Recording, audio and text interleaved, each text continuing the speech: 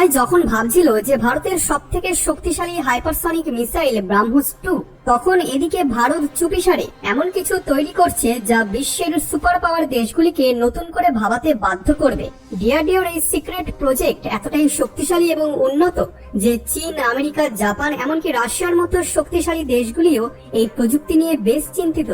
এখন ভারত তাদের মিলিটারি পাওয়ারকে এক নতুন উচ্চতায় নিয়ে যাচ্ছে, আর সেই রহস্যময় মিশনের নাম দেওয়া হয়েছে প্রজেক্ট বিষ্ণু। সম্প্রতি ডিআরডিওর চিফ জানিয়েছেন যে ভারত এখন থেকে যে কোনো মিসাইল মাত্র 2 থেকে 3 বছরের মধ্যেই মেক ইন ইন্ডিয়া উদ্যোগের অধীনেই তৈরি করতে পারবে। তবে এটা কোনো সাধারণ ঘোষণা ছিল না, এর পেছনে আছে ভারতের একটি সিক্রেট মিশন যা প্রজেক্ট বিষ্ণু নামে পরিচিত হবে। এই মুহূর্তে এই প্রজেক্টের কেবল একটি উদ্দেশ্য, ভারতকে একটি সম্পূর্ণ আত্মনির্ভরশীল মিসাইল শক্তিধর দেশ হিসেবে গড়ে তোলা। কিন্তু বন্ধুরা, এখন প্রশ্ন হচ্ছে যে প্রজেক্ট বিষ্ণু আসলে কি? কেন এটিকে বিশ্বের সবথেকে ভয়ঙ্কর মিসাইল প্রকল্পগুলির মধ্যে একটি বলা হচ্ছে? এবং সবথেকে গুরুত্বপূর্ণ, এই প্রজেক্টের নাম বিষ্ণু কেন রাখা হয়েছে? হিন্দু ধর্মের বিষ্ণু দেবতার সঙ্গে এর কি কোনো সম্পর্ক রয়েছে? আর ধর্ম এবং শক্তির এই সংযোগ ভারতের সামরিক কৌশলের সঙ্গে কিভাবে জড়িত? আজকের এই ভিডিওতে আমরা সেই সব প্রশ্নের উত্তর খুঁজব, তাই ভিডিওটির কোনো পার্ট মিস করবেন না, কারণ এই ভিডিওতে বলা প্রত্যেকটি ইনফরমেশন আপনাকে বিস্মিত করবে। কিন্তু তার আগে আপনাদের কাছে ছোট্ট একটি অনুরোধ, ভিডিওটিকে একটি লাইক করে চ্যানেলটিকে এখনই সাবস্ক্রাইব করে দিন।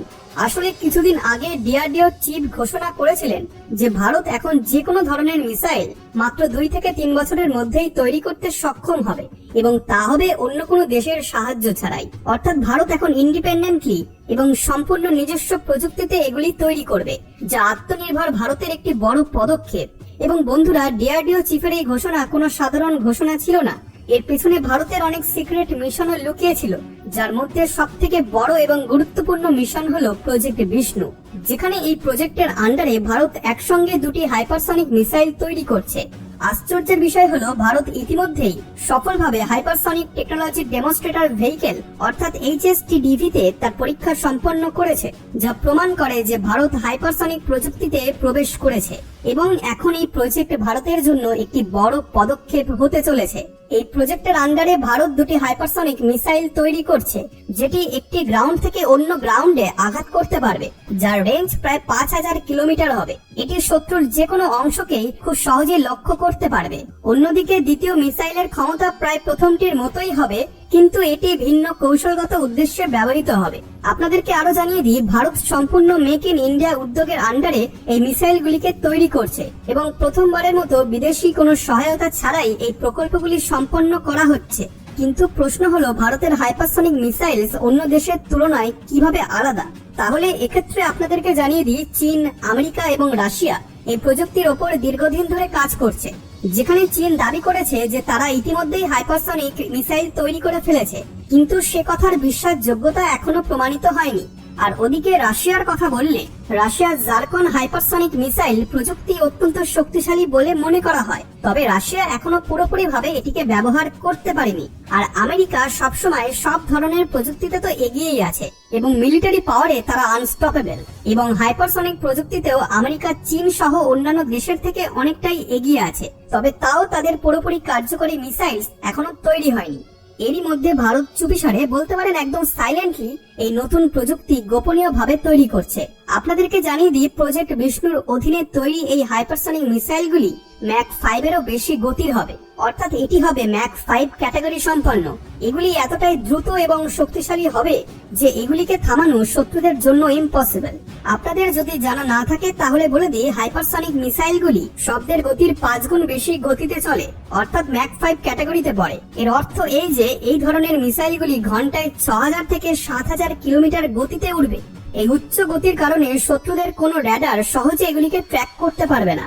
এমনকি যদি কোনো শত্রু কোনোভাবে ট্র্যাক করতেও পারে, তবুও তা থামানো কোনো দেশের পক্ষে সম্ভব হবে না। এবং এই হাইপারসনিক মিসাইলগুলি মাটি থেকে আকাশ এবং সমুদ্র থেকেও উৎক্ষেপণ করা যাবে, যা ভারতের একটি গুরুত্বপূর্ণ প্রতিরক্ষা ব্যবস্থা হবে। এখন প্রশ্ন হলো, ভারত যখন ইতিমধ্যেই ব্রাহ্মোস 2 এর মতো হাইপারসনিক মিসাইলকে তৈরি করছে, তাহলে প্রজেক্ট বিষ্ণুর প্রয়োজন কেন পড়ল? আর ব্রাহ্মোস 2 অত্যন্ত পাওয়ারফুল একটি মিসাইল, আর ব্রাহ্মোস 2 মিসাইলের প্রকল্পটিও একটি হাইপারসনিক মিসাইলের প্রকল্প, যা ভারত রাশিয়ার সঙ্গে যৌথভাবে তৈরি করছে। কিন্তু প্রজেক্ট বিষ্ণু এখানে আলাদা, কারণ এটি সম্পূর্ণভাবে স্বদেশী প্রযুক্তিতে তৈরি করা হচ্ছে। কিন্তু ব্রাহ্মস 2 ক্ষেত্রে রাশিয়া এবং ইউক্রেনের মধ্যে চলমান যুদ্ধের কারণে রাশিয়া এই প্রকল্পে পূর্ণ মনোযোগ দিতে পারছে না, যার ফলে ব্রাহ্মস 2 প্রকল্পটি কিছুটা ধীর গতিতে চলছে।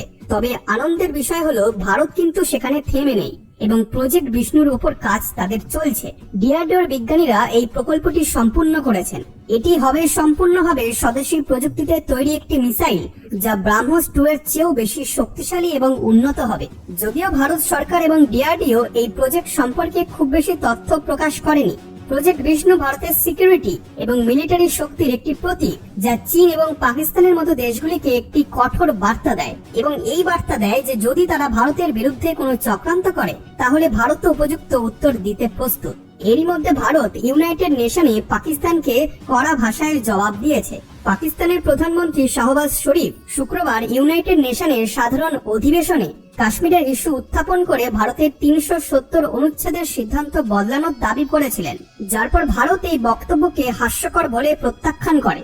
যদিও এখন ভারত অনেকটাই বদলে গেছে, এখন এটি বিশ্বের তৃতীয় শক্তিশালী দেশ এবং যে হাইপারসনিক প্রযুক্তির বিষয়ে প্রজেক্ট বিষ্ণুর কাজ চলছে সেই বিষয়ে পাকিস্তান এখনো সঠিকভাবে জানে না। তবে এই প্রকল্পটি ভারতের মিলিটারি পাওয়ার এবং গ্লোবাল লেভেলে প্রভাব বৃদ্ধি তো অবশ্যই করবে।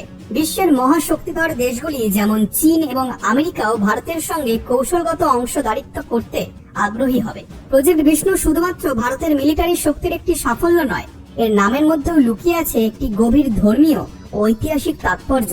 হিন্দু ধর্মে ভগবান বিষ্ণু হলেন পালক। তিনি সেই মহাশক্তি যিনি এই মহাবিশ্বের ভারসাম্যকে বজায় রাখেন এবং যখনই অন্যায় ও অত্যাচার বাড়ে তখন তিনি আবির্ভূত হয়ে সেই অন্যায়ের বিনাশ ঘটান। প্রজেক্ট বিষ্ণুর নামকরণও সেই বিশ্বাসকেই প্রতিফলিত করে, যেন এটি ভারতের শক্তি এবং সিকিউরিটির একটি নতুন যুগের প্রতীক হয়ে উঠেছে। ভারত আজ এক এমন প্রযুক্তিকে তৈরি করছে যা শত্রুরা কখনো কল্পনাও করতে পারেনি। বিষ্ণু যেমন পৃথিবীকে রক্ষা করেন, তেমনি এই প্রজেক্ট ভারতকে শত্রুদের ষড়যন্ত্র থেকে রক্ষা করবে। এটি শুধু একটি মিসাইল প্রকল্প নয়, এটি ভারতের আত্মনির্ভরতার প্রতীক, যেখানে আমরা কারোর উপর নির্ভর না করে নিজেদের নিরাপত্তা নিজেই নিশ্চিত করছি। যেমন ভগবান বিষ্ণু সমস্ত দিক দিয়ে আমাদেরকে রক্ষা করেন, ঠিক তেমনি প্রজেক্ট বিষ্ণু আমাদের দেশের মাটি, আকাশ এবং সমুদ্র থেকে সব দিকেই সুরক্ষা নিশ্চিত করবে। তো বন্ধুরা, যদি আপনাদের এই ভিডিও ভালো লেগে থাকে তাহলে অবশ্যই একটি লাইক দিন আর আপনাদের বন্ধুদের সঙ্গে শেয়ার করুন। আর যারা এখনো চ্যানেলটিকে সাবস্ক্রাইব করেননি তারা দয়া করে চ্যানেলটিকে সাবস্ক্রাইব করে ফেলুন, কারণ আমরা এরকম আরো তথ্যপূর্ণ ভিডিও নিয়ে আপনাদের সামনে আসব। আর বেল আইকনটিও চাপতে ভুলবেন না, যাতে আপনি আমাদের পরবর্তী ভিডিওর নোটিফিকেশন সবার আগে পান। ধন্যবাদ।